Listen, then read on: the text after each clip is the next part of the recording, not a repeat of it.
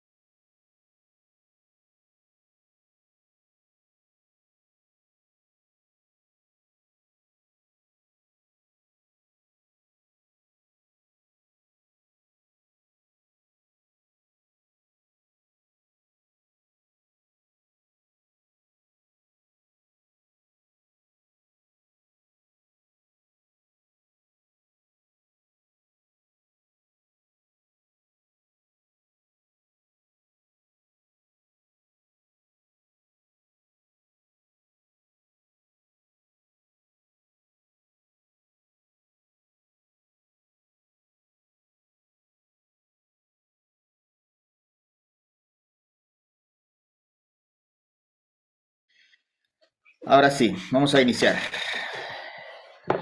Buenas noches, esperando que estén muy bien. Buenas tardes, Sandra.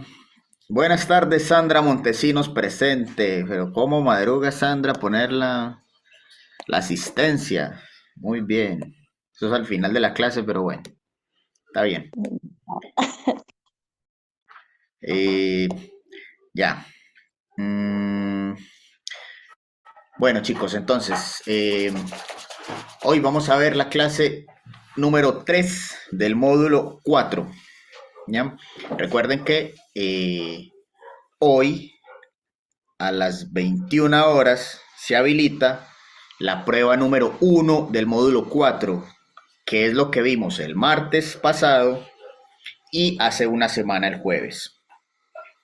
Hoy vamos ver ya la clase número 3 del módulo 4 y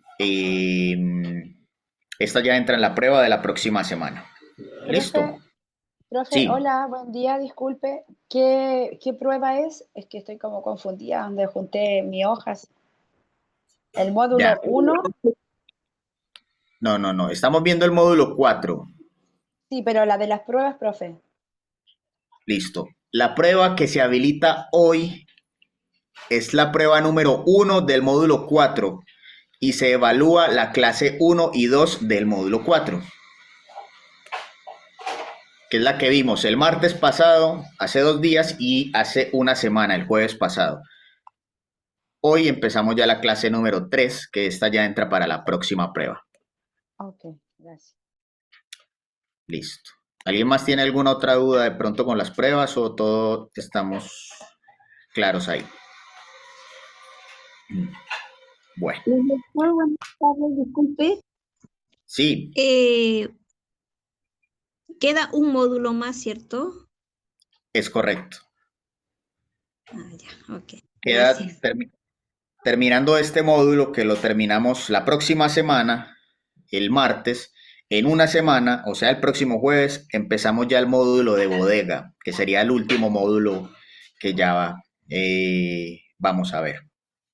Y yo creo que ya, como ustedes ya vieron atención al cliente y farmacología, ahí ya se terminaría el curso.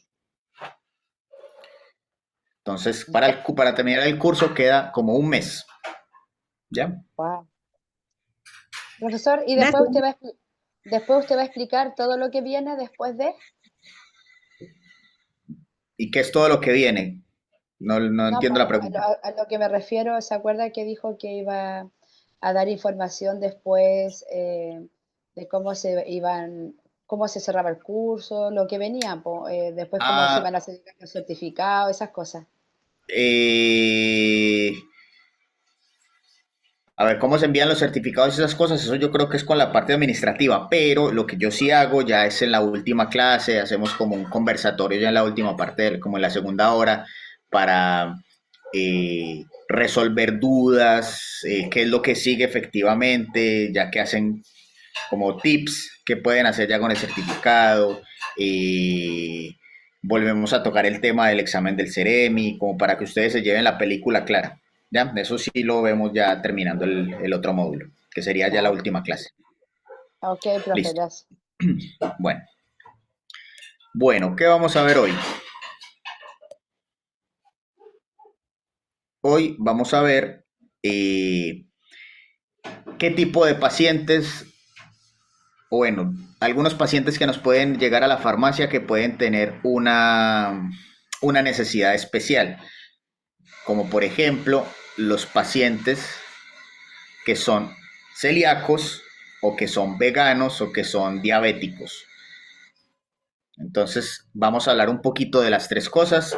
eh, Vamos a ver un par de videitos y en la segunda parte de la clase vamos a ver unos cuantos productos veterinarios que lo dejaremos iniciado y la próxima clase veremos más productos veterinarios y ya terminaremos con la parte de cosméticos, que eso ya sería para la próxima, ¿ya? Entonces eso es como las dos clases que vamos a tener. Hoy la clase yo creo que es relativamente corta, pero yo siempre les digo, es muy corta, pero terminamos como a las 9:05, así que no sé, no me comprometo. Bueno, entonces, pacientes celíacos. ¿Qué es la celiaquía? La celiaquía es una enfermedad digestiva que daña el intestino delgado y altera la absorción de vitaminas, minerales, nutrientes, proteínas, etcétera. ¿Por qué? ¿Qué es lo que pasa? En la enfermedad, miremos la imagen, esto es una inflamación de una persona con enfermedad celíaca. ¿Qué es lo que pasa? Recuerden que cuando les he comentado, cuando vimos en el segundo módulo en qué parte de los intestinos se absorbían más los medicamentos en su mayoría, recuerden que esto es el tubo digestivo y los tubos digestivos como lo vemos acá en la imagen, no se los voy a dibujar, esto está por aquí, ¿ya? Está lleno, lleno, lleno como de revestimiento, como de una especie de pequeñas pirámides o pelillos, ¿ya? Que absorben vitaminas, minerales, nutrientes. Entonces, cada uno de estos, vamos a llevarlo acá más grande, supongamos que es uno de estos. Y cada uno de esos tiene en sí más pequeños vellitos o pelitos o otras pequeñas pirámides que ayudan a absorber. Entonces, cuando cualquier sustancia pasa por el tubo digestivo, se va absorbiendo en cada uno de los lugares del intestino y se va quedando acá. Entonces, ¿qué pasa? Se absorben estos pelitos, ingresan ya como a la parte circulatoria del cuerpo y ahí ya se van los nutrientes mediante la sangre a todo el cuerpo. Entonces, ¿qué sucede en la enfermedad celíaca? Si una persona que come una proteína que se llama gluten, que yo sé que muchos la han escuchado, gluten, que ¿dónde se encuentra esa proteína? En el trigo, la avena, la cebada, el centeno, por ejemplo. De inmediato, esos pelillos que están en el intestino se inflaman. ¿Qué pasa con la inflamación? Sucede esto. Entonces, cuando hay inflamación, no se pueden absorber las vitaminas, los minerales y demás nutrientes. Pasan derecho. Si pasan derecho, hay dolor, distensión, diarrea. ¿Por qué razón? Porque el intestino no está absorbiendo nada, porque está inflamado. Entonces solamente tiene esta partecita de arriba para absorber y eso es nada a comparación de cuando está normal, que tiene como un área de absorción mucho más grande. ¿Ya? Entonces, estas personas que son celíacas, cuando comen gluten, el sistema inmune reacciona.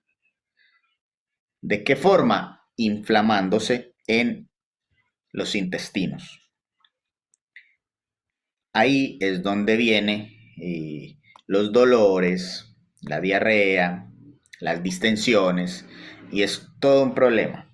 Entonces este tipo de personas no solamente deben tener precaución con la presencia de gluten en los alimentos, sino también deben estar conscientes que los medicamentos pueden contenerlo también, no directamente como gluten, sino como almidones. ¿Por qué? Porque los almidones pueden ser algunos excipientes de fabricación en comprimidos y cápsulas, en esas formas farmacéuticas. ¿De dónde vienen? Fuentes como el maíz, papa, tapioca, trigo, entre otros. Entonces, una persona celíaca, uno, debe estar muy atenta a lo que se alimenta y dos, si toma medicamentos, no puede tomar cualquier medicamento, debe ser medicamentos que sean libres de almidones en excipientes. ¿Ya? Entonces, vamos a ver un videito que nos explica muy bien esta parte de la celiaquía y ya regresamos a seguir.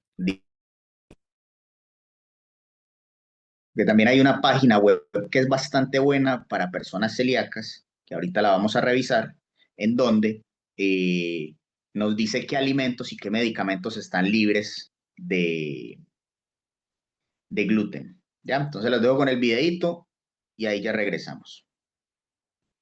Cuando estamos hablando de la enfermedad celíaca, mucha gente dice, no, eso debe ser en el intestino grueso. Señores, no, es en el intestino este de aquí, esta tripilla larga de unos 6 metros que es el intestino delgado, el intestino que nos sirve para absorber las cosas.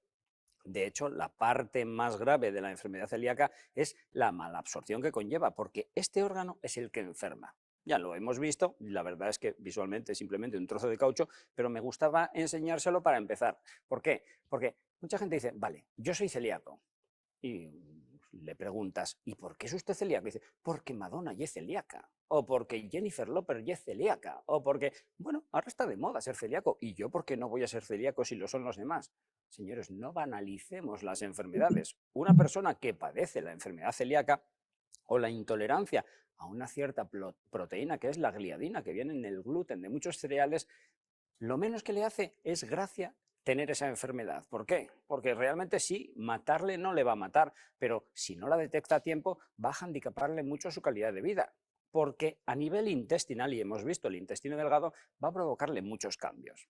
Ya saben, yo no les doy listas de cambios, les dibujo intestinos. Vengan para acá, vamos a dibujar intestino delgado y vamos a ver los cambios de una persona que tiene esa enfermedad celíaca, es decir, que tiene esa intolerancia a esa proteína que va en el gluten, que es una parte de los cereales, de ciertos cereales, y que esconde la bomba nuclear de la gliadina, esa proteína que es la que lo provoca todo. Vamos a ver, nosotros tenemos sobre todo el trigo, también la cebada,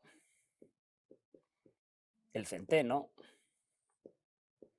y todavía hay debate si la avena sí o no, pero parece que sí. Lo que está claro que no tiene gluten, estos son los que tienen gluten,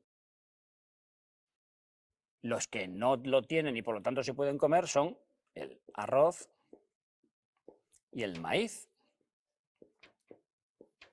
Eso sin problema, pero claro, ustedes piensen, trigo, harina, ¿qué alimento o qué alimentos preparados no llevan harina en algún momento de su composición? Ese es el problema, no tanto comerse directamente un trozo de pan, sino los contaminantes que tienen todo el resto de alimentos. Por eso hay que buscar tanto, porque cuando nosotros venimos aquí y resulta que esa gliadina, esa proteína que viene con esos cereales, la metemos por la boquilla, que es por donde metemos todo mayormente, y nos llega al intestino delgado, después de pasar por el esófago, el estómago, nos llega al intestino, claro, no la podemos absorber y esa gliadina nos va a empezar a inflamar el intestino. ¿Por qué? Porque la persona que tiene esa enfermedad celíaca, su vigilante, ese vigilante que dice lo que es normal, lo que es normal, lo que le gusta y lo que no le gusta, dice, no, yo a mí no me gusta esto. Y en la pared intestinal se empieza a desencadenar la inflamación. Y ojo, la pared intestinal del intestino delgado, la que absorbe. ¿Se acuerdan que nosotros la dibujamos en su día y era como una sucesión de arbolillos de Navidad? Porque estaba muy optimizada para absorber muchos nutrientes y por lo tanto para ganar superficie estaba toda llena de interdigitaciones y cosas así muy arborizadas porque así absorbía más en menos superficie. Claro, esa es la situación normal, pero cuando por debajo la llamada del gafas ese de las narices dice que aquí hay que reaccionar contra esta gliadina que no presta nada, ¿qué pasa? Que empieza esto a inflamarse. Y al inflamarse, en un momento determinado no pasa nada, es una inflamación puntual, pero claro, eso de forma continuada, ¿a qué tiende? El intestino de la persona que tiene enfermedad celíaca. Estas vellosidades se aplanan. Por lo tanto, perdemos superficie absortiva, vamos a absorber mucho menos. Y además, al estar inflamado, se llena todo de agua y el grosor de la pared va a aumentar. Y claro, si nosotros tenemos el grosor de la pared aumentado, quiere decirse que al ser un tubo, si el tubo normalmente iba a ser así, con todas sus interdigitaciones, el tubo por fuera no aumenta de tamaño. Es decir, no crece, pero por dentro, al aumentar la pared, se va a estrechar todo. Es decir, podemos incluso llegar a obstruirnos. Lo que sí que está claro que vamos a hacer es, la gente confunde mucho y dice, bueno, tener un poco de diarrea no pasa nada. No, es que hay otro síntoma que tienen mucho los enfermos celíacos y que achacan a una indigestión y no es la propia enfermedad celíaca. Si nosotros tenemos los 6-7 metros de intestino delgado, la primera parte, que es el duodeno, que recién justo ha salido el estómago, desemboca aquí. Si esta parte, que no absorbe mucho, absorbe un par de iones y nada más, pero si esta parte se estrecha por la inflamación, el alimento choca. Y al chocar el alimento, ¿qué hace? Dar la vuelta. Y al dar la vuelta, ¿qué hace? Vómitos. La persona con enfermedad celíaca tiende a vomitar mucho. ¿Por qué? Porque se le ha estrechado el duodeno. Luego sí, luego en toda la parte del yeyuno y del ilion, todo el resto de los metros de intestino, como las vellosidades se han aplanado, pues claro, no mete dentro del cuerpo todo lo que tiene que meter y empieza a haber demasiadas cosas por aquí. Deberían haber sido absorbidas, pero como no hay superficie, y van arrollando hasta el intestino grueso, y al ir arrollando, ¿qué hacen? Primero, ya sabemos que arrastran agua. Por lo tanto, esto es como una ola, no es la canción del jurado, ni mucho menos, es que es como una ola de contenidos digeridos, pero no absorbidos. Y a la vez, como todo eso está digerido y no absorbido, y está arrastrando y arrastrando, hay hidratos de carbono, hay proteínas, hay grasas. La persona que tiene enfermedad celíaca nota que sus heces, cuando las mira en el baño, son muy raras, porque dependiendo de lo que coma, hay veces que son heces que flotan, otras veces no flota. Unas veces son unas heces muy teñidas, cuando come más proteínas, otras veces son más blanquecinas, cuando come hidratos de carbono. Por lo tanto, dice, ¿pero yo por qué no produzco siempre lo mismo? Simplemente es por esta mala absorción. Así que acuérdense, no se olviden de los vómitos de las personas con enfermedad celíaca y luego la mala absorción. Les dejo ahí porque la mala absorción es aguda y también es crónica. Es decir, la gente que no está diagnosticada y que por lo tanto no evita los alimentos con esos cereales que hemos mencionado, empieza a malabsorber y a malabsorber meses, incluso años. ¿Y qué pasa? Que comer come bien, pero no engorda.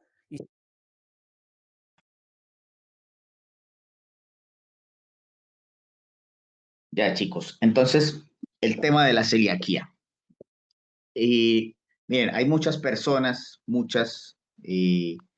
que realmente con el tema de la celiaquía ni siquiera saben que tienen o poseen la enfermedad, pero es una enfermedad de alto impacto, que muchas personas realmente lo tienen y no se explican por qué les da diarrea tan constante o por qué hay vómitos. Entonces, siempre hay que tratar de preguntar, de consultar, o cuando la gente, ustedes vean, no sé, que un usuario vaya de forma muy recurrente a la farmacia por medicamentos para la diarrea, por medicamentos para el vómito. Y es muy probable que sea un paciente celíaco y no lo sepa.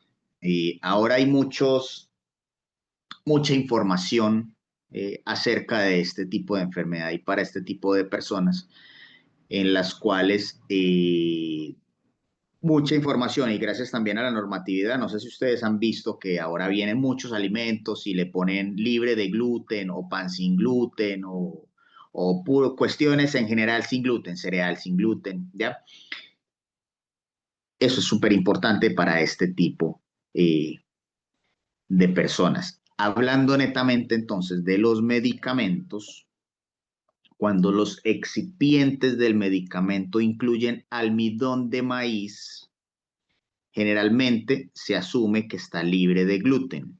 En casos donde solo dice almidón como excipiente, ahí no podemos saber ese almidón de qué tipo de cereal proviene, ya que puede ser eh, algún almidón de trigo o de papa y esos podrían tener gluten. ¿Ya? Entonces, para este tipo de personas, ahí la única forma sería revisar en los excipientes almidón de qué, y si no dice almidón de qué, pues tal vez haya que contactar al laboratorio como para hacer la consulta. Eh, Hay muchas veces que dice almidón pregelatinizado en el excipiente o almidón glicolato sódico. Son almidones derivados de maíz, trigo, papa o arroz, pero no sabemos específicamente de qué tipo de cereal.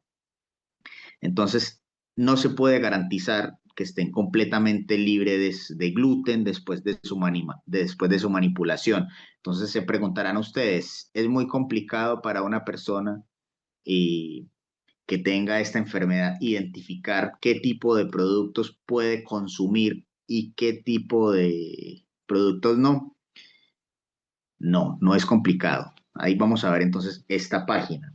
Esta página, eh, Convivir, es muy, muy buena y muy educativa, ya que no existe una normativa que obligue de pronto a un titular de un registro o de un alimento, de un medicamento, que diga, yo tengo estos excipientes o estos ingredientes del alimento y son libres de gluten.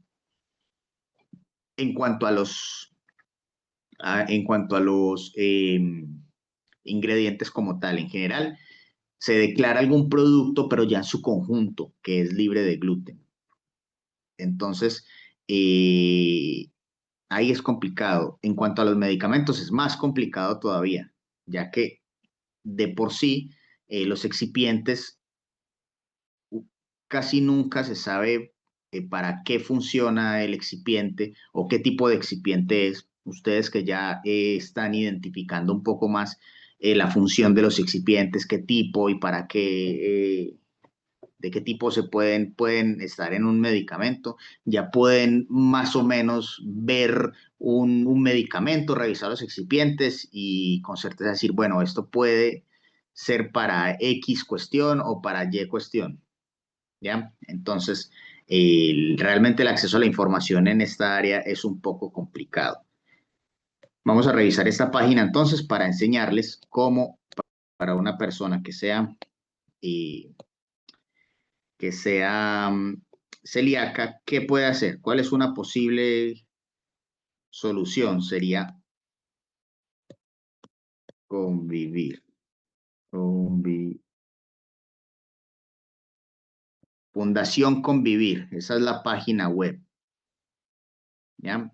Entonces, ¿qué encontramos en esta página? Esta página es la Fundación de Intolerancia al Gluten, súper importante para personas que eh, vivan con esta enfermedad, que hay información sobre todo lo que se puede encontrar acerca de ello. ¿Qué nos interesa? Lista de alimentos y medicamentos libres de gluten. Entonces vamos a echarle una revisada para que analicemos. Hay tanto alimentos como medicamentos. Vamos a revisar lo que más nos interesa, que son los medicamentos. Entonces, fíjense que esto ya es el listado que descargamos de esa página y eso se actualiza todos los días. Es súper bueno, súper buena página. Entonces, por ejemplo, no, es que yo estoy enfermo, necesito un medicamento para la alergia, un antihistamínico, para la picazón, yo qué sé, pero soy celíaco. ¿Cuál medicamento podré ir a comprar? Entonces la gente viene, descarga este archivo de acá de esta página Convivir y empieza a revisar. Fíjense que acá tenemos los antihistamínicos, levocetiricinas, rupatadinas, cetiricinas y todas las presentaciones que tenemos que estamos seguros de que no van a tener algún derivado que pueda tener gluten. ¿Ya? Y así para cualquier tipo de acción, fíjense que están clasificados por acción farmacológica, analgésicos, antialérgicos, anticonvulsivantes, antidepresivos, antigripales. Tenemos por acá para la hipertensión, más antihistamínicos. A ver, por acá más abajo, por ejemplo, tenemos para la glucemia, ya para los diabéticos, tenemos diuréticos, ansiolíticos, en fin. Entonces, chicos, esta información es súper valiosa para que la dejen por ahí escrita, la anoten, le tomen fotito, que siempre es bueno tener este tipo de info a la mano, porque nunca sabemos cuándo nos vamos a topar con una persona que sea intolerante al gluten, ¿ya? Que son muchas, sino que el tema de, no es que yo soy celíaco, nadie lo dice, nadie lo habla y esa palabra no está muy arraigada en nosotros, pero sí hablamos de, es que es intolerante al gluten o son intolerantes al gluten, muchas personas lo son. Bueno, preguntas acerca de la celiaquía.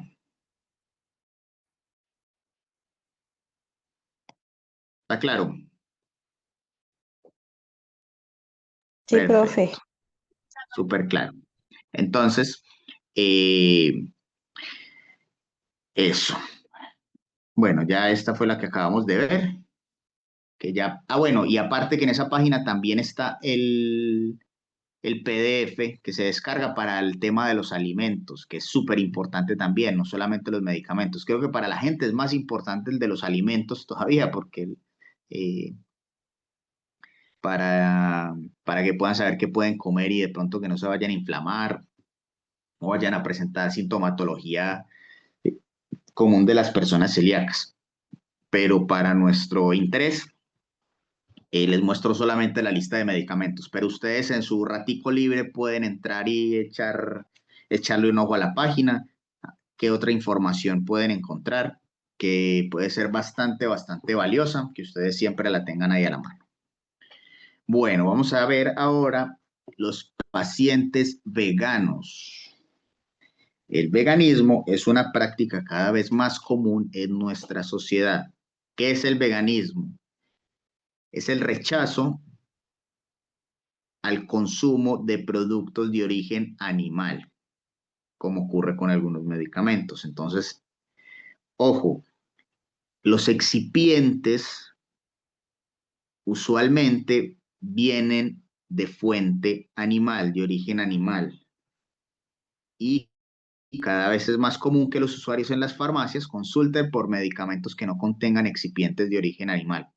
A mí realmente, se los digo, no ha llegado la primera persona que llegue y me pregunte directamente, ¿vende algún medicamento de origen animal? No. ¿Por qué? Porque este tipo de personas ya de entrada saben, si son veganos, consultan y van directamente por el producto de interés.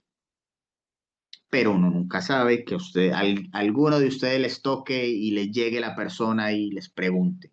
Entonces, hay simplemente que saber qué tipo de excipientes pueden ser o qué tipo de productos pueden ser 100% veganos. Entonces, eh, algunos excipientes que son muy frecuentes en los medicamentos cuyo origen es animal, o sea, son los excipientes que no se le puede dar a una persona que tenga pues esta orientación vegana. Entonces las gelatinas, muy común en los excipientes, en las cápsulas, porque hablamos de cápsulas de gelatina, es extraída principalmente de tejidos de cerdos. La gelatina se utiliza habitualmente como recubrimiento en esas cápsulas mencionadas y algunos otros medicamentos. Entonces, importante revisar, bueno, vamos a ver los excipientes, revisan los excipientes y que no esté la gelatina, ¿ya? Una persona que es vegana usualmente no toma medicamentos en cápsula, ya que las cápsulas, casi que el 99% de las cápsulas tienen en sus excipientes algún tipo de gelatina, ¿ya? La lactosa. La lactosa es un azúcar derivado de la leche de vaca y compuesta por glucosa y galactosa. Se emplea como excipiente en formulación de medicamentos, cumple función de aglutinante, o sea que junta los demás excipientes, los aglutina, ¿ya? Y sí, Como dato, o sea, también podríamos decir de que, acuérdese que también hay gente intolerante a la lactosa. ¿Hay medicamentos como tal que no tengan lactosa? pero por supuesto, es que se me adelantó aquí más adelante, ahí me fui muy para adelante. Sí, aquí ya vamos a ver los intolerantes a la lactosa, que son justo aquí. Ya, un par de diapositivas más adelante está, vamos a hablar de eso.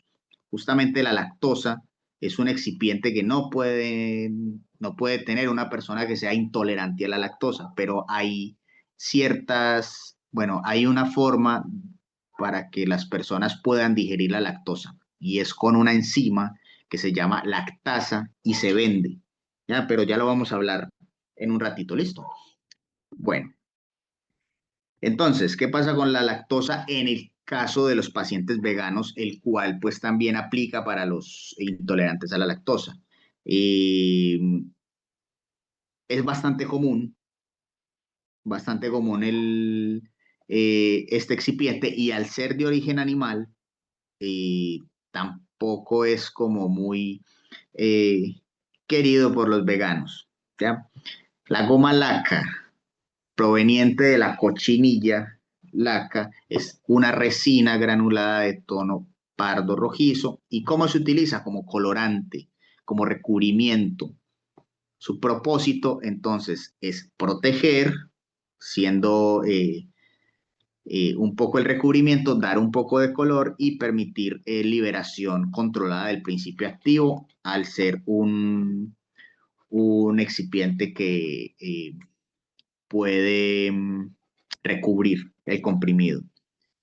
El carmín, colorante rojo o violeta obtenido de trituración de escarabajos de la cochinilla. Se incorporan algunos medicamentos para mejorar su identificación netamente como colorante natural. La lanolina es una cera natural proveniente de glándulas sebáceas de mamíferos que producen lana como las ovejas. Todos estos excipientes son de común uso en todos los medicamentos. Entonces, eh, conozco una persona que es vegana y es un tema cuando se enferma, porque me dice que es difícil encontrar un medicamento y que lo que hacen es que a veces solamente toman, por ejemplo, medicamentos naturales. Y bueno, y es totalmente válido. Uno no puede entrar ahí a decirles qué tiene que tomar o lo uno, lo otro, de cada persona con su tema. Y si le funcionan los naturales, está perfecto, porque justamente para eso también son esos medicamentos.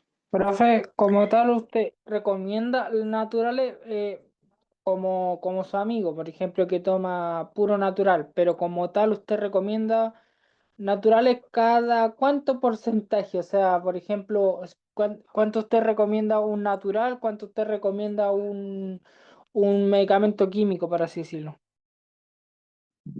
Bueno, yo creo que eso depende del tipo de enfermedad, porque hay enfermedades que yo recomiendo que se haga un tratamiento totalmente alopático, con principios activos conocidos, como por ejemplo una persona que es diabética, yo no lo recomiendo que se trate con productos naturales, sino con medicamentos alopáticos. La persona diabética, que ahorita lo vamos a ver, por ejemplo, si se toma, si le da no sé, una tos, lo más usual es que vaya a la farmacia por un jarabe para la tos. Entonces, ahí una buena opción es un natural, porque es simplemente un síntoma agudo que tiene, más no el tratamiento para la enfermedad crónica. Se le da un jarabe sin Por azúcar y ejemplo, por ejemplo, puede ser también que se ocupa mucho el propóleo, ¿no? por supuesto. Entonces va a depender. Una persona que, por ejemplo, tiene, no sé, un ataque de tos, pero la persona no es enferma, nada, es súper sana, pero simplemente le dio tos alérgica. eh, Ahí puede tranquilamente comprarse algo natural, propóleo en spray, propóleo en caramelo, de ese tipo de productos está súper bien, ahí sí no hay problema. Yo lo digo es depende de qué, depende del el tipo de enfermedad y para qué lo quieran usar. Los productos naturales, la verdad que son bastante buenos, pero no es para todo, ni para todos, ¿ya? Enfermedades crónicas no recomiendo productos naturales. Los productos naturales son buenos como coayudantes o para temas un poquito menos complejos. ¿Ya? Eso sería como mi respuesta. Bueno, entonces, en el caso de las gelatinas eh, que hablábamos ahora, se debe aclarar que se trata de un ingrediente que proviene de animales y el hecho de que ya diga gelatina indica que ya no es apto pues para los veganos. Entonces, algunos pocos laboratorios innovan un poco y se pasan, ya dejan de usar la gelatina y se pasan para productos como este, que es la hidroxipropilmetilcelulosa, que es un compuesto, entre comillas, una gelatina vegana. Productos, medicamentos que incluyan el HPMC, que es la hidroxipropilmetilcelulosa, en sus cápsulas, significa que son cápsulas veganas, pero son escasas. ¿Por qué? Porque esto vale plata, vale dinero, y realmente la población vegana, aunque es mucha, no es la mayoría. Entonces, para muchos laboratorios, la verdad que no vale la inversión, pero sí existen pues alternativas. Además de los excipientes, también existen principios activos de origen animal, como la vitamina D, que viene como ergocalciferol y colecalciferol, que es la D2 y la D3 respectivamente. La D2, la ergocalciferol, es producida por hongos y levaduras, origen vegetal, y la D3 proviene de animales, se extrae de la lana y del aceite de pescado. Entonces hay que también saber diferenciar estos dos tipos de vitamina D. Esa D3 también tiene versión vegana, entre comillas.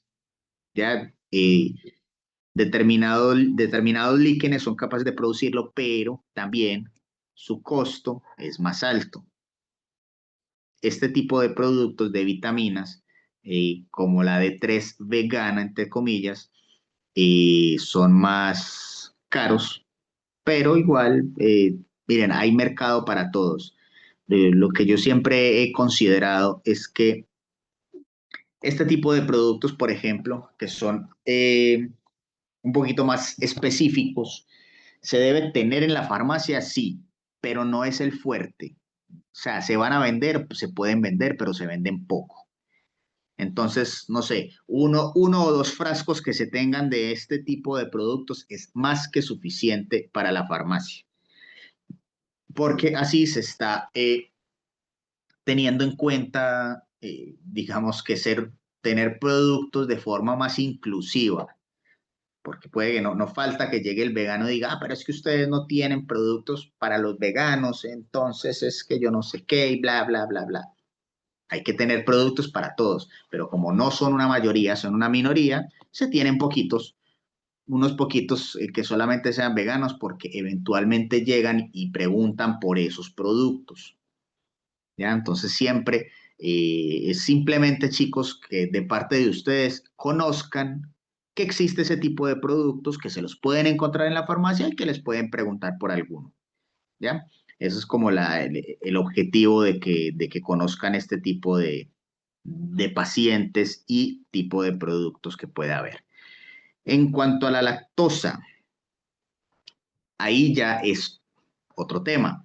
Si el usuario tiene intolerancia a la lactosa diagnosticada, esa persona debe saber cuánta lactosa eh, puede consumir con seguridad, no solamente en los alimentos, sino en los medicamentos, porque hay concentraciones que puede tomar, ¿ya? Habitualmente se encuentran en los prospectos de los medicamentos o lo que se hace usualmente es con la enzima lactasa. ¿Qué es lo que pasa? La lactasa ayuda a que la lactosa pueda ser digerida. La lactosa, que ahorita lo vamos a ver en un videito, mucho más fácil, que le quedan mejor los dibujitos más bonitos en los videos que los que yo les escribo acá, que yo dibujo muy feo. Entonces, la lactosa es como si fueran dos moléculas pegaditas y esto no se digiere. ¿Qué pasa con la lactasa? La lactasa lo que hace es que llega y rompe como esa unión, entonces van a quedar dos separaditas y de esa forma el cuerpo puede digerirlas. Básicamente es eso. El cuerpo en una persona intolerante a la lactosa no tiene la capacidad de romper este enlace porque no tiene lactasa, no la produce. Entonces, no sé si ustedes, chicos, han visto, en las farmacias venden la lactasa, se llama lactasa, y esa lactasa, una persona, por ejemplo, que va a tomar un vaso de leche entera que tiene lactosa o un queso, se puede tomar una tableta de lactasa, perdón, una tableta de lactasa y luego se manda el vaso de leche o toma el queso, come el queso y ahí no habría problema. Lo que pasa es que se vuelve un tema también como incómodo, pero con la intolerancia a la lactosa pues, se puede vivir tranquilamente. En el tema de los Raúl, medicamentos, sí, o sea, pero yo nunca he tenido una persona intolerante a la lactosa. ¿Qué les pasa? O sea, si no digieren esa lactosa, ¿qué les pasa? O sea, porque le hablo de diarrea, la ignorancia porque eso es lo que pasa, diarrea venteada, porque no pueden absorber la lactosa, entonces les da constipación, dolor, diarrea, y eso le pasa a las personas intolerantes a la lactosa. O sea, una persona que de pronto sea intolerante y no lo sepa, toma algo Si la toma algo lactosa de, toma algo que tenga lactosa y va a haber problemas digestivos. Eso es lo que le pasa a esas personas. Por eso, la opción usualmente es que tengan lactasa, tabletas de lactasa, y ahí yo creo que se moderan un poquitito. Vamos a ver el video y ya ahí venimos y lo seguimos discutiendo. forma parte de la dieta de un bebé, ¿no puede ser mala para nosotros? ¿No? Pues lo cierto es que es mala para mucha gente. Se estima que entre un 60 y un 75% de la población mundial es intolerante a la lactosa, aunque estos porcentajes varían en cada país. Mientras que en España hay alrededor de un 25%, en México se habla de hasta un 75%. ¿Qué pasa cuando somos pequeños y nos amamanta nuestra madre? Pues esta leche con lactosa pasa por nuestro estómago, pasa por nuestro intestino delgado, donde se encuentra con una enzima que se llama lactasa. La lactosa, que es un azúcar compuesto por dos azúcares simples unidos, se encuentra en nuestro intestino delgado con la lactasa, que es una enzima que nosotros generamos, que su misión es descomponer esta lactosa. La lactasa corta la unión de la lactosa para que podamos absorber los azúcares simples que la componen, y los absorbemos en el mismo intestino delgado. De este modo podemos aprovechar la energía que nos dan. Veamos ahora qué le ocurre a un intolerante a la lactosa. Es muy simple. Un intolerante a la lactosa no produce suficiente cantidad de lactasa, por lo que no es capaz de descomponer toda la lactosa que toma y parte de esta lactosa sigue circulando hasta que llega al intestino grueso. En mi caso, que soy un intolerante total a la lactosa, no genero nada de lactasa, toda la lactosa de la leche que me tomo pasa por el intestino delgado sin descomponerse, sin digerirse y me llega al intestino grueso. Una vez allí se encuentran con unas bacterias que viven en el intestino grueso que nos ayudan a descomponer la comida para sacar aún más nutrientes. Cuando estas bacterias del intestino grueso encuentran la lactosa, se la comen, la fermentan y se producen una serie de gases. Esta cantidad de gases que se producen como resultado de la digestión de esta lactosa en el intestino grueso son los que provocan todas las molestias de los intolerantes a la lactosa. Síntomas de un intolerante a la lactosa. Entre la media hora y las 2 horas después de haber tomado algo de leche, algo con lactosa, se me hincha el estómago, tengo retortijones, tengo muchos gases muy malolientes, me producen diarreas, náuseas, incluso vómitos. Y los efectos me duran durante varios días. ¿Por qué algunas personas toleran bien la lactosa y otras no? Existen 3 tipos de intolerancia a la lactosa. El primer tipo se llama intolerancia primaria y la sufrimos todos los mamíferos, que al ir envejeciendo vamos perdiendo la capacidad de generar lactasa. Pero resulta que durante la evolución humana ciertas razas han mutado genéticamente y son capaces de seguir generando lactasa. Sí, entre nosotros conviven seres mutantes que tienen poderes. En concreto, tienen el poder de digerir la leche durante su vida adulta. Si te parece que tiene poco mérito, probablemente seas uno de ellos. El segundo tipo se llama intolerancia secundaria y la sufren los superhéroes mutantes, que por culpa de alguna enfermedad que provoca lesiones en la pared de su intestino delgado, pierden la capacidad de generar lactasa y por tanto de digerir la leche. Estas lesiones pueden ser provocadas por una celiaquía, sensibilidad al gluten, por tomar ciertos medicamentos, como consecuencia de una infección gastrointestinal o por algunas otras causas. Pero tranquilos, que puede tratarse de una intolerancia transitoria. Con un poco de suerte, cuando te recuperes, seguirás teniendo tu superpoder. Y el tercer tipo de intolerancia se llama intolerancia No, no es tan fácil. El tercer tipo se llama deficiencia congénita de lactasa. Se trata de una enfermedad de la infancia extremadamente rara, de la que solo se conocen unos 40 casos en todo el mundo. Ojo, la intolerancia a la lactosa no es lo mismo que la alergia a la leche. La intolerancia a la lactosa es que no somos capaces de digerir el azúcar de la leche. Mientras que normalmente la alergia a la leche consiste en alergia a las proteínas de la leche. Cuando nuestro cuerpo encuentra proteínas de la leche, se piensa que es un agente extraño y lo ataca. El problema es que la reacción que produce la alergia a la leche muchas veces se puede confundir con la intolerancia a la lactosa. Son muy similares. La leche nos puede sentar mal si tenemos una gastritis, si somos celíacos, si somos intolerantes a la lactosa o si somos alérgicos a la leche. Por eso es muy importante que cuando tengamos problemas acudamos al médico para que nos diga de qué se trata. Hemos visto que la lactosa solo es mala para los intolerantes y viendo la cantidad que hay, no es de extrañar que en los supermercados cada vez haya más productos sin lactosa. Somos un mercado enorme. Yo soy Luis, soy intolerante a la lactosa.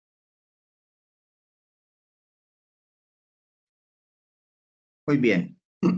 Queda un poco más claro lo de la intolerancia a la lactosa con los dibujitos bonitos. Sí, profe. Queda más bonito los dibujitos en el video. Yo no puedo hacer esas vaquitas ni... Yo a duras penas, mira, puedo hacer un muñequito. Y eso que me queda ahí más o menos.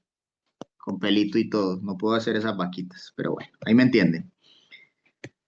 Bueno, pacientes diabéticos.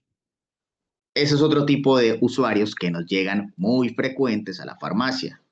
Entonces, siempre, pero siempre que nos pregunten por un medicamento, un jarabe, usualmente, es una pregunta casi que religiosa, casi que sagrada.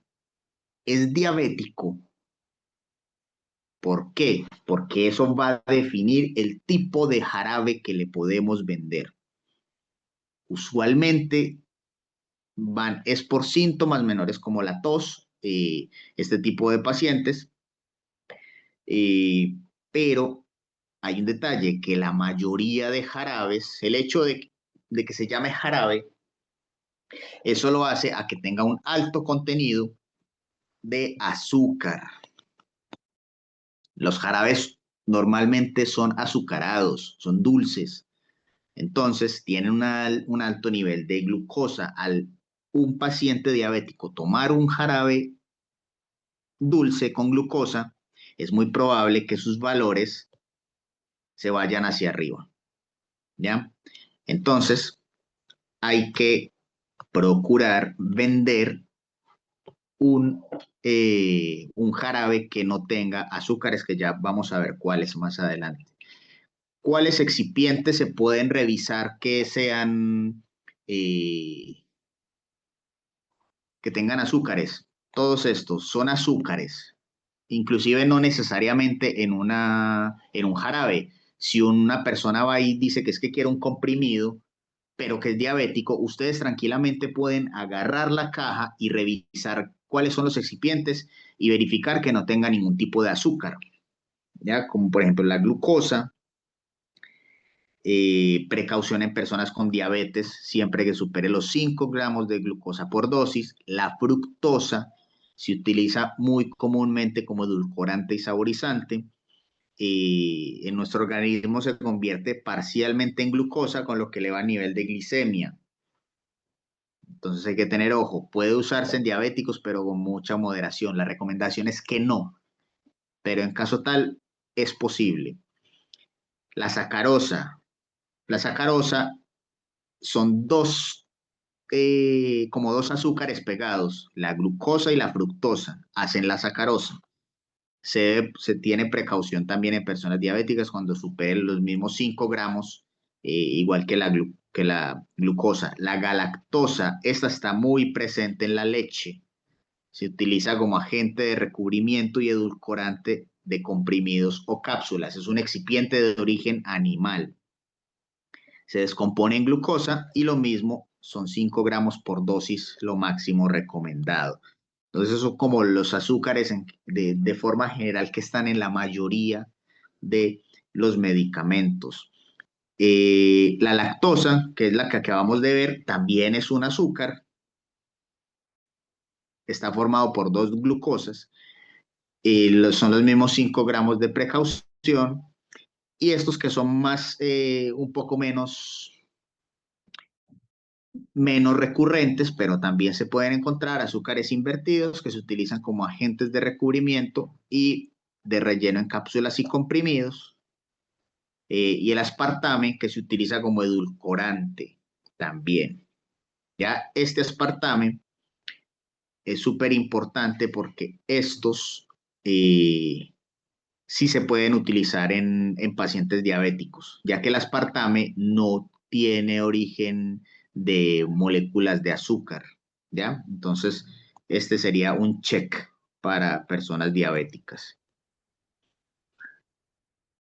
Tenemos el glicerol, tampoco se puede consumir. El xilitol, estos ya son en menos porcentaje que aparecen en los productos como excipientes. El xilitol, este se puede usar en problemas, se puede usar en personas diabéticas sin problema, ya que no actúa mucho sobre el metabolismo de la glucosa ni de la insulina. El lactitol se puede tomar en pacientes diabéticos, maltitol, isomalta. También se puede utilizar en pacientes diabéticos, pero con precauciones. Manitol y sorbitol de igual forma. Entonces, en resumen, tenemos el aspartame,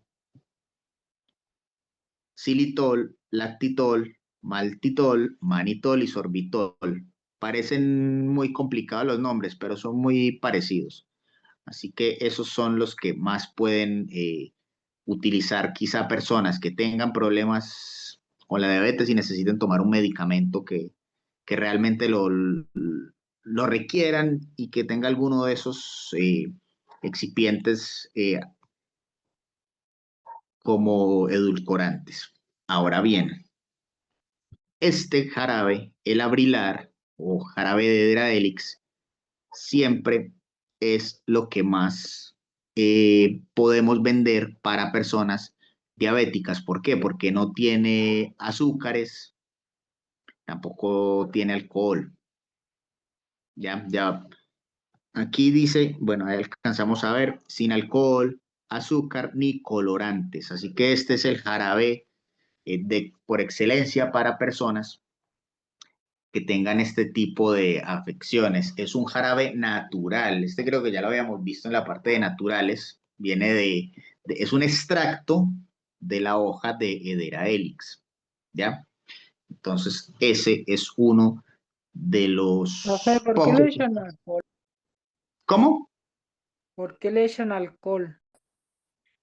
Le echan alcohol como para rellenar un poco la mezcla, o puede ser también para que sirva como, eh, ¿cómo es la palabra? Como conservante para la misma solución, para el mismo jarabe, porque el alcohol mata las bacterias. Entonces, puede haber también ese pequeño porcentaje de alcohol que pueden tener algunas presentaciones. Pero, profe, ¿es un alcohol distinto al que, por ejemplo, encontramos los grados de alcoholismo o me estoy confundiendo? Es un, Es un alcohol similar, pero mucho más bajo en su porcentaje. Obviamente no va a tener alcohol como para uno alcoholizarse. Hay unas presentaciones de unos medicamentos que se llaman elixires. Un elixir tiene alto porcentaje de alcohol, por ejemplo. Entonces, esos elixires es probable que quizás una persona pueda llegar a sentir un poquito de mareo tomando un elixir, porque tiene alto porcentaje de alcohol. Pero en general los jarabes tienen muy bajo porcentaje de alcohol. Hay unos que no tienen, simplemente que no lo declaran. Pero esta gente de este laboratorio que produce el Abrilar sí son un poquito más pillos, y ellos lo que hacen es que lo mencionan directamente, y eso obviamente es un dato impactante y eso les aumenta la venta. Así que eso. Gracias, profe. Ya. Preguntas, chicos, dudas, consultas. Que Profe, vamos al break. yo había escuchado que el espartamo era malo. Usted no, o sea, no sé en qué cantidad sí, pero yo lo había escuchado. Sí, el aspartame, muy buena pregunta, muy buen aporte, porque el aspartame viene un poco también en desuso, porque puede ser un edulcorante potencialmente cancerígeno. Es un edulcorante muy potente, muy bueno, porque no genera este problema en los diabéticos. Sin embargo, en el tiempo y se ha evidenciado un poco que puede ser potencialmente cancerígeno. Entonces, eso es una controversia, ya que es simplemente posible cancerígeno, más no es que ya esté confirmado que no se puede tomar o usar el aspartame porque ya es cancerígeno. No, está clasificado como un potencial cancerígeno, pero pues bueno, eso los laboratorios a veces lo sacan, a veces no, por temas de costos, igual lo siguen usando no solamente en medicamentos, sino en alimentos, bebidas o, La eh, Coca-Cola. claro, como edulcorantes en general, ¿no? La Coca-Cola, cualquier cantidad de aspartame. Entonces, bueno, es todo un tema complicado, pero sí, tienes razón en eso. El aspartame es un producto bastante controversial. Ya chicos, vámonos entonces al break. Nos volvemos a ver a las 8:10. Listo, para que continuemos con...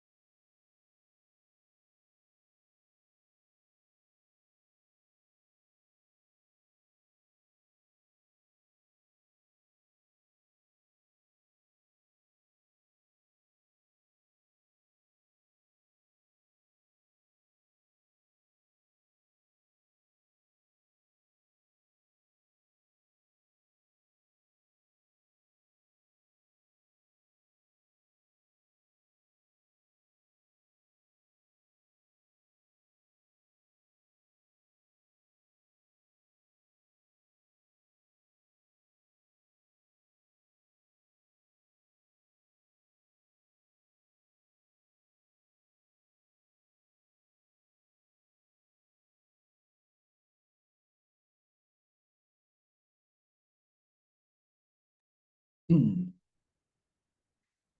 Ya, estamos por ahí ya para que continuemos.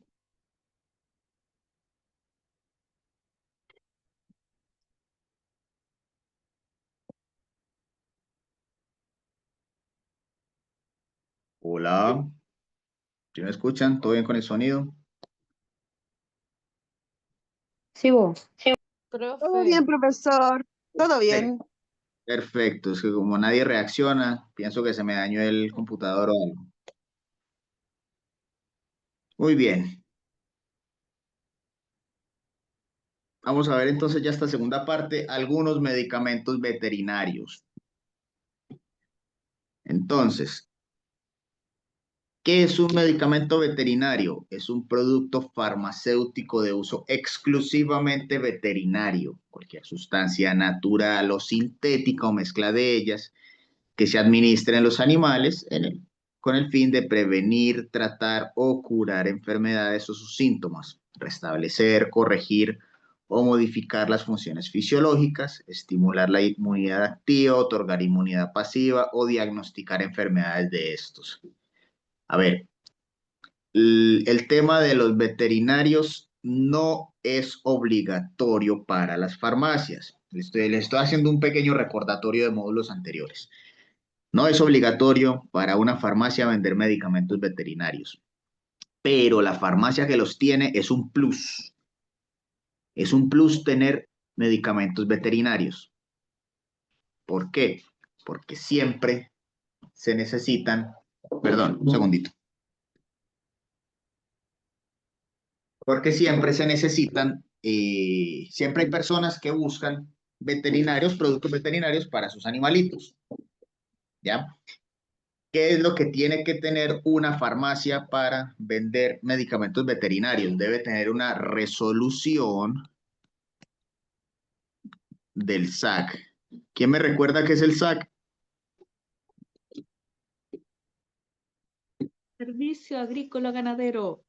Perfecto, el Servicio Agrícola Ganadero. Ellos son los encargados de autorizar una farmacia para vender productos veterinarios. Nadie más. El SAC, y al igual que el ISP o el CEREMI, pueden fiscalizar la farmacia. Justamente hace un par de meses, eh, fiscalizaron una farmacia donde yo tuve que estar presente, y solamente van a revisar los medicamentos veterinarios. Ellos no revisan absolutamente nada más de la farmacia, revisan medicamentos veterinarios, temperaturas y fue. Entonces, los medicamentos veterinarios siempre deben estar separados de los medicamentos de uso humano. ¿Por qué? Evitando una confusión. Se le da un medicamento de uso humano a un perrito, le pasa algo al perrito y nos metemos en un problema legal. Entonces siempre hay que estar muy pendientes dónde están los productos veterinarios, tienen que estar separados de los demás. Lo mismo pasa en los refrigeradores. En el refrigerador, les hago una pregunta. Si tenemos productos de uso humano y veterinarios que son de refrigeración, pueden guardarse en el mismo refrigerador. Si no, ¿por qué? No sé. No, porque puede generar una Oh, confusión. Bueno, por ahí escuché que no. ¿Quién más dice que sí o que no? ¿Y por qué? porque como usted dijo ahorita, por lo mismo hay que mantenerlos separados. Correcto. porque Entonces, tienen diferente de congelación, diferente. no. Ay, Tienen ¿no? el mismo control, el mismo Profe, rango. yo creo Ah, que ya. no, porque también se puede prestar para confusiones. Eh, por lo que dice él, pues, para confusiones. Ya. ¿Alguien de casualidad dice que sí o todos dicen que no? No, profe, porque ellos también necesitan una temperatura diferente a la de los medicamentos de los humanos. No, eso es mentira. todos los medicamentos refrigerados, sean de uso humano o veterinario, siempre están en el mismo rango, ¿ya? Eso para que siempre esté claro. Siempre todos los refrigerados van a estar entre 2 a 8 grados, sea veterinario o sea de uso humano, ¿ya? Entonces, supongamos, bueno, la respuesta es que sí, sí pueden estar en la misma nevera, sí, sí. Entonces les voy a explicar cómo y por qué. Si nosotros tenemos la nevera y la nevera tiene, por ejemplo, dos bandejas, la bandeja número 1 es de uso humano y la bandeja número 2 es de uso veterinario. Sí se puede de esa forma. ¿Cuál es la particularidad? Que esto debe estar marcado. Debe haber una hoja, un papel o cualquier cuestión que diga aquí son los veterinarios y aquí son los de uso humano. Llega el SAC y ellos preguntan, ¿dónde están los medicamentos veterinarios que son las vacunas, eh, la triple felina o la óctuple, que son para los perritos? ¿Dónde están los veterinarios que están en la nevera? Hay que ir a mostrarles. Si ellos ven que la nevera en una parte dice uso humano y hay medicamentos humanos, y en otra parte dice veterinarios y están los veterinarios, check, no pasa nada. Pero el problema viene si esto está mezclado. Ahí sí la multa que nos podemos ganar es muy grande, ¿ya? No es necesario tener dos neveras. No tiene sentido. Ninguna farmacia va a invertir en otra nevera solamente para tener unas vacunas. Por eso es posible tenerlo en una sola nevera, pero delimitado en un lugar uso humano y en otro lugar uso veterinario. ¿Listo? Bueno, entonces, anteriormente las responsabilidades del Ministerio de Salud en cuanto a productos veterinarios era mayor, pero el SAG existe desde el año 1989. Al Servicio Agrícola Ganadero son los responsables de efectuar todas las revisiones, fiscalizaciones, control sanitario de los productos farmacéuticos de uso veterinario. Entonces, gracias a esta ley, la 18755 del 89, es que el SAC es el encargado de todo el tema veterinario. Bueno, y no solamente en el control de medicamentos en farmacias, el SAC es el encargado de toda la parte de fauna a nivel país. Están en los aeropuertos, sé que ustedes los han visto por ahí con su chaleco del SAC. Si, por ejemplo, uno trae animales de compañía de otro país, hay que tener una serie de papeleo para poder entrarlos. Entonces, en esta misma ley se indica que el SAC es el único encargado en todo el territorio nacional de la inspección y control sanitario de los medicamentos veterinarios. Ese reglamento contendrá normas de carácter sanitario relacionadas con producción, fabricación, registro, almacenamiento, distribución, venta, exportación y características de los productos. Básicamente, lo que está en este reglamento es cómo debe ser el proceder para con los veterinarios, ya en cada una de las cadenas o los aspectos pues que contempla como todo el círculo desde la producción hasta la venta final. Solo se podrá fabricar, importar, exportar, tener, distribuir, transferir a cualquier título productos registrados en el servicio. O sea, les pregunto, ¿un producto veterinario debe tener registro sanitario o registro en el SAC?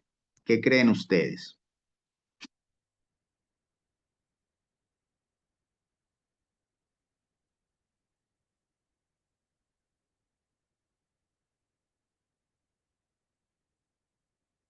Nadie.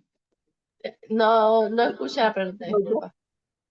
Un producto veterinario debe tener registro sanitario o debe tener registro ante el SAC, porque son dos cosas diferentes. El ISP y el SAC son diferentes.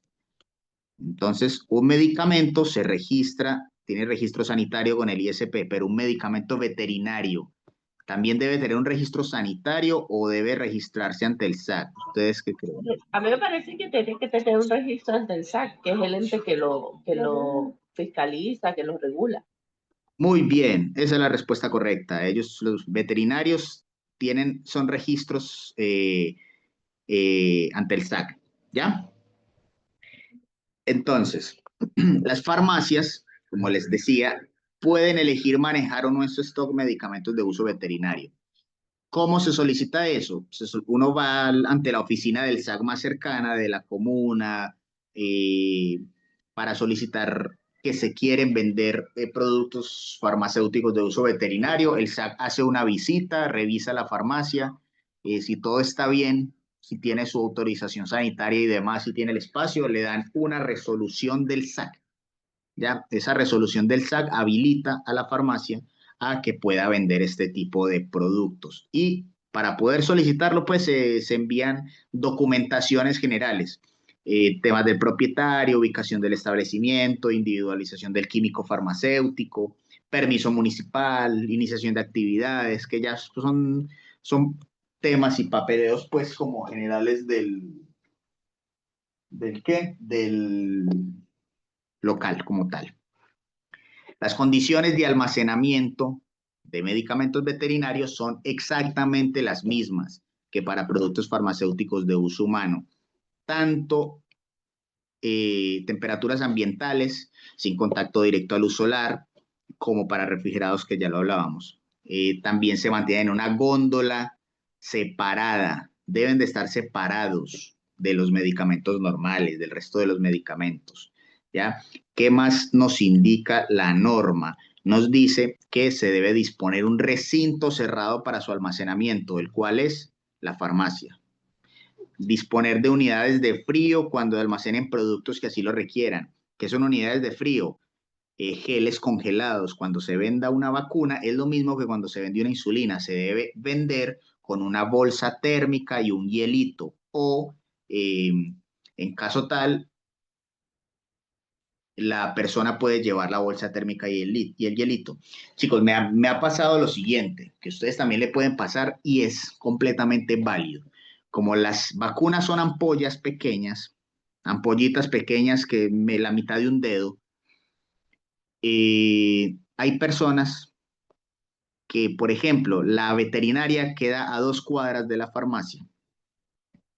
Bueno, antes de decir eso les pregunto, llega una persona y les dice, señor auxiliar, resulta que yo necesito comprar una vacuna para mi perrito, pero la veterinaria queda allí a la vuelta.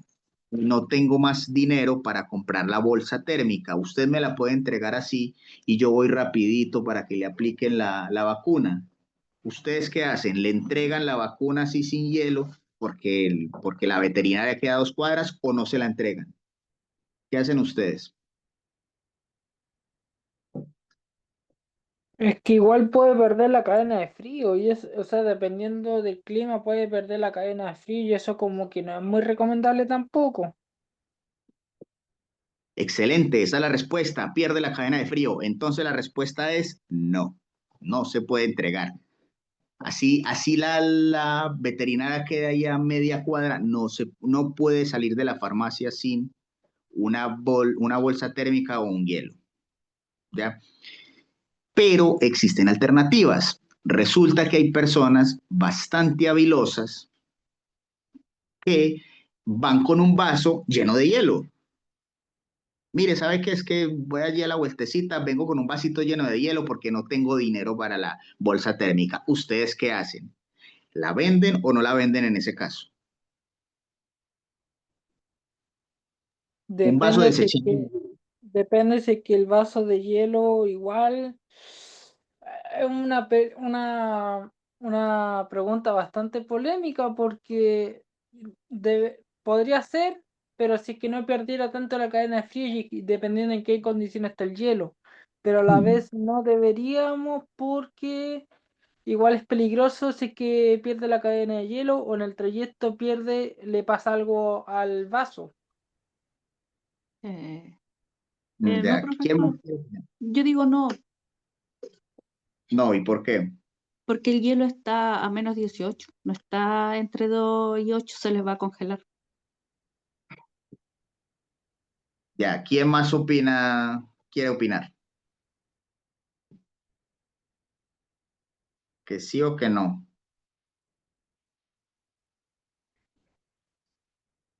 Bueno, nadie más. La respuesta es sí, se le puede vender. Se le puede vender. Ojo, pero, sí, la veterinaria queda ahí a la vueltecita. Eso sí es posible.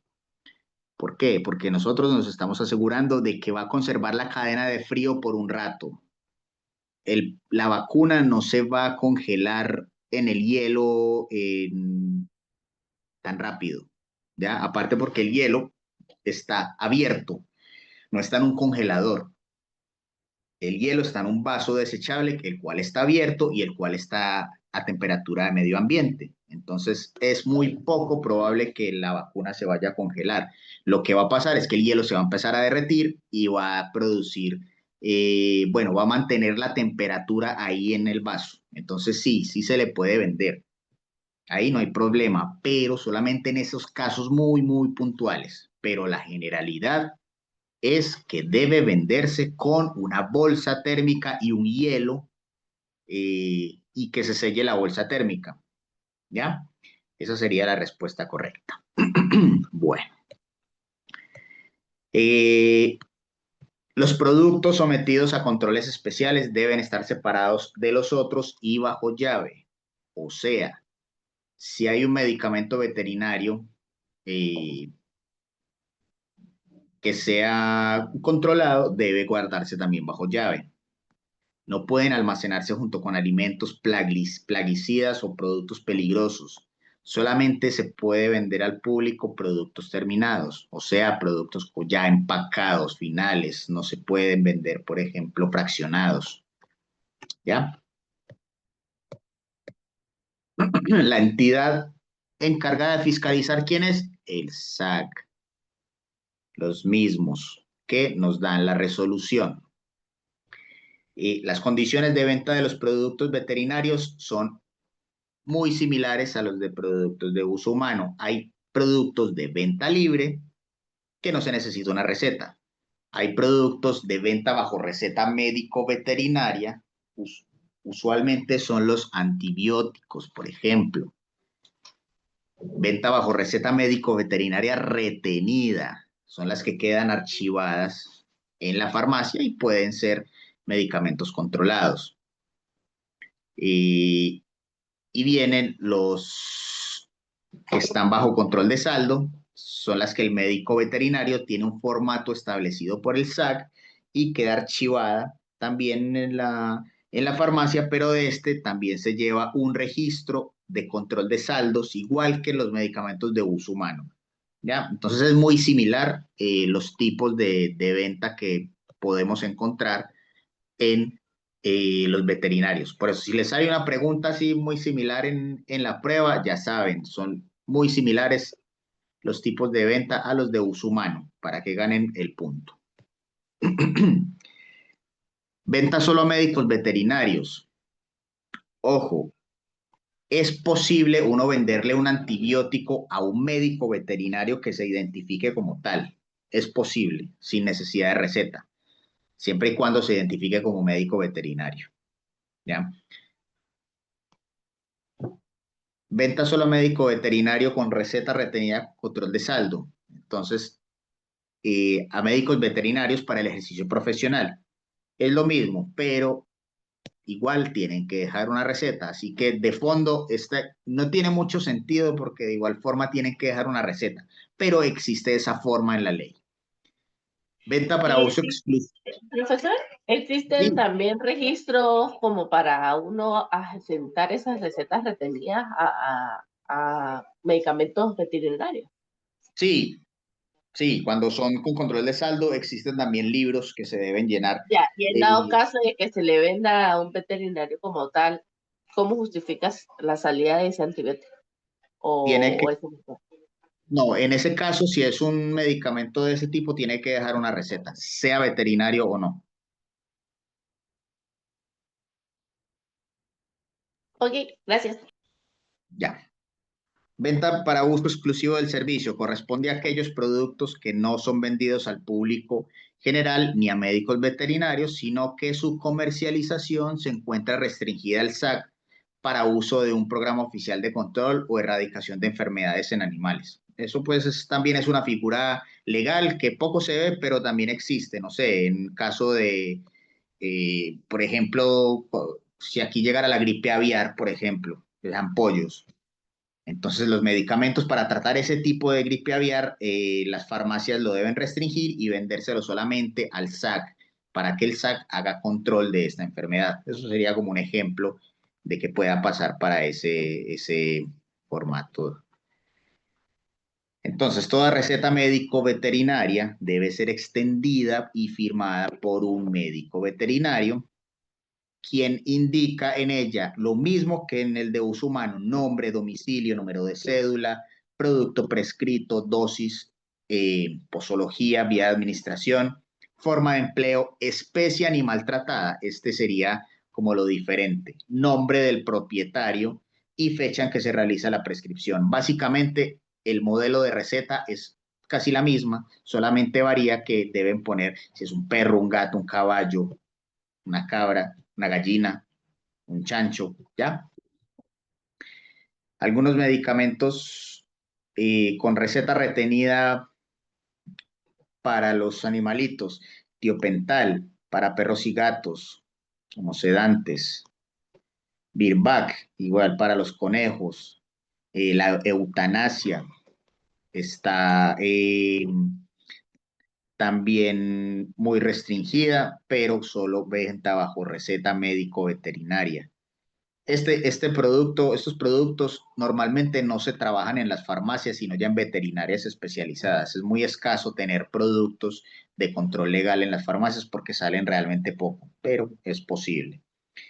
Calmedrag para perros, Triamcol para caballos, como antiinflamatorios analgésicos, que es tramadol bastante concentrado. Bueno, algunos productos de uso veterinario que podemos encontrar: enrofloxacino, el rostrum. Ojo, les doy un tip. Usualmente las cajas de los productos veterinarios dan una pista para qué tipo de animal se puede usar, ¿ya? Entonces, en este caso, el rostrum, en la concentración que está, es para perros y para gatos. La indicación: antibacteriano de amplio espectro, es una suspensión oral para infecciones respiratorias, dérmicas del tracto urinario. Las dosificaciones, usualmente las dosificaciones las da el médico veterinario, pero en caso tal de que la persona tenga duda, venga, ¿yo cuánto le tengo que dar? ¿Me ayuda? Ustedes, como muy excelentes auxiliares que van a ser, que ya dominan la regla de 3 porque lo vimos, y pueden calcular, mire, le tiene que dar tantos mililitros cada 8 horas. Ustedes le van a ayudar y le van a calcular, así, mire, le tiene que dar tantos mililitros por tantos días, y así le va a quitar la infección. No vayan a calcular mal porque luego le pasa algo al perrito o al gatico y le echan la culpa al profesor que tuvieron por allá en el curso de farmacia. Así que mucho ojo con eso. La dosis puede ser administrada como dosis única o dividida en dosis iguales. Para gatos, evidentemente, es menos. Para perros es más, entre 5 y 20 miligramos por kilogramo de peso. Y para gatos, 5 miligramos por kilogramo de peso.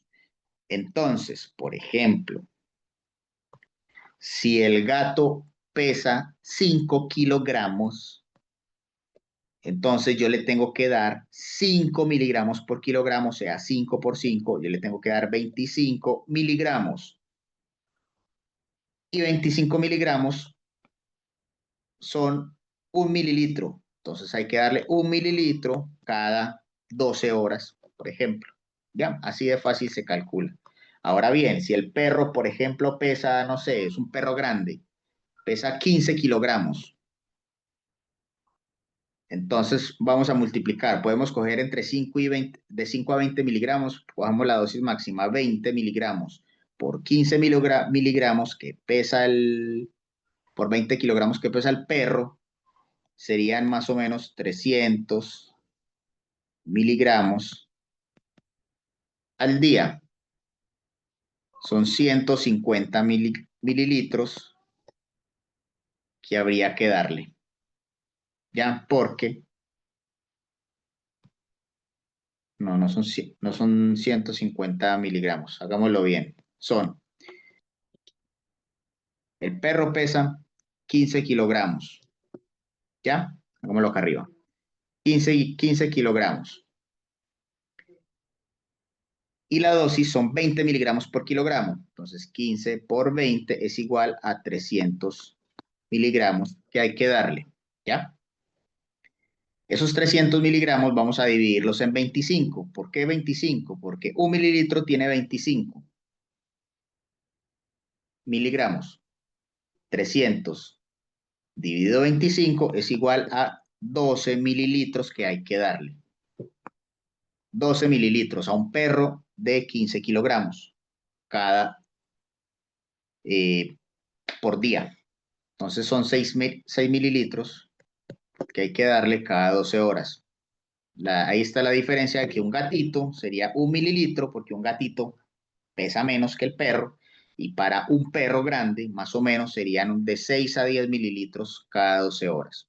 Entonces, si el médico dice, no, es que tiene que ser el tratamiento por 10 días, entonces hay que ver cuántos mililitros está del rostrum, ¿le va a alcanzar, sí o no? Ahí ya vienen otros cálculos que ustedes ya se van a volver expertos en eso.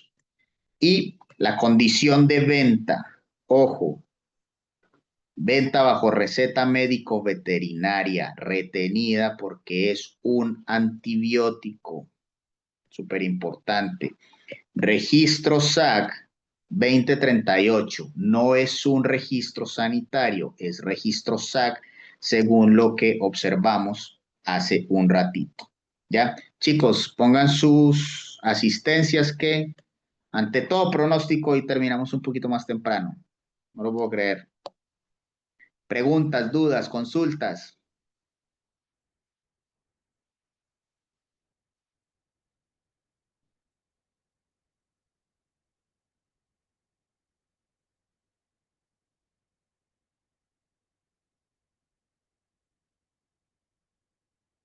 Profesor, yo tengo una consulta, Y pero no de esta clase, es sobre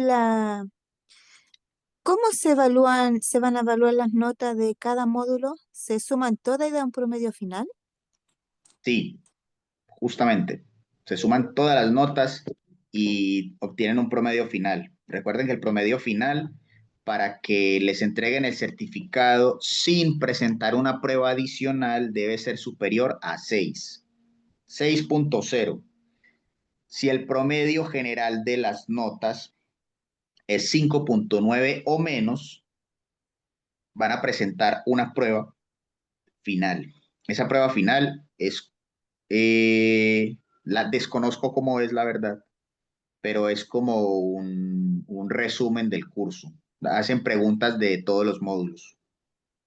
Eso.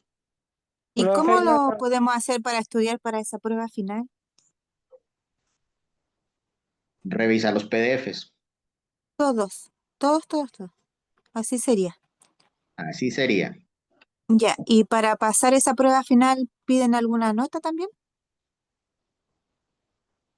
No me acuerdo cuánto es, pero voy a consultar cuánto es lo que tienen que sacar mínimo. Pero sí, obvio, hay que sacar una nota mínima para poder pasarla, pero no Mm. recuerdo cuánto es. Voy a consultar y les doy el dato después. Ya, Pero profesor. ya, justamente por ese tema de las notas es que yo hago hincapié en el tema de las disertaciones.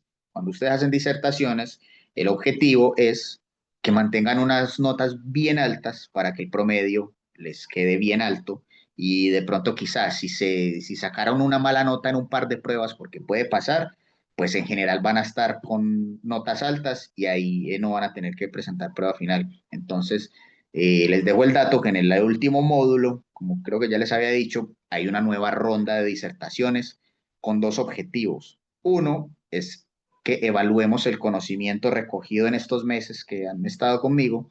Y dos, ayudarles en las notas. Ya, profesor, gracias. Ya. ¿Alguien más tiene alguna otra consulta? A ver, pues una pregunta. ¿Hay otros pacientes especiales como los intolerantes a la fructosa? Sí, pero son muy escasos. La verdad que la mayor parte del porcentaje son intolerantes a la lactosa como tal, pero a la fructosa, claro, también puede haber pacientes, pero no está como tan definido el tema en el mercado, porque la fructosa, a pesar de que también es un azúcar, no es tan ampliamente usado como otros azúcares, porque la fructosa aparte es un azúcar un poco más natural, la encontramos mucho en frutas, por eso se llama fructosa, ¿ya? Entonces es poco probable, muy poco probable que haya un gran porcentaje de personas pues con intolerancia a este azúcar, ¿ya? ¿Ya? ¿Alguna otra pregunta? Sí, en el chat, profe, le dejaron otra. Sí, ¿no sabe cuántas preguntas son la prueba final? No, tampoco lo sé, porque desconozco esa prueba porque nunca me la han mandado y nunca la he visto, ya que eso ya la hace la parte Profesor, administrativa final. yo tengo entendido que son 40 preguntas y 24 tienen que estar buenas. Me dijo una niña que dio la prueba hace poco, para que sepan. Ah, bueno, gracias por el dato. Entonces, eso. Ya, eso. Gracias por el dato. Profe, yo tengo una última, profe, pero no es es personal de acá, profe, o sea, de un medicamento. Quería que me dijera, profe, si el colágeno que toma uno de la gelatina normal sin sabor, en comparación con el colágeno hidrolizado que venden en la farmacia, el resultado que hace en el cuerpo, o sea, ¿es el mismo o es mejor uno, es mejor el otro o qué recomienda usted? Es un poco mejor el colágeno hidrolizado, porque ya tiene, digamos que un proceso químico, el cual ese hidrolizado hace que el cuerpo lo asimile un poco mejor. No significa que el otro colágeno sea malo, ni más faltaba, también es muy bueno, solamente que el hidrolizado tiene una mayor tasa de absorción, lo que puede garantizar quizá un poco de mejor efecto. Ya, profe, gracias. Ya. Ya, ¿alguna otra pregunta, chicos? Ninguna. Ya. Bueno, chicos, entonces recuerden, en un ratito se habilita la prueba para que estén ahí en la jugada y cualquier duda estamos al WhatsApp y nos vemos el próximo martes. ¿Listo? Que descansen, éxitos. Chao. Chao, profe, cuídese. Chao, profe.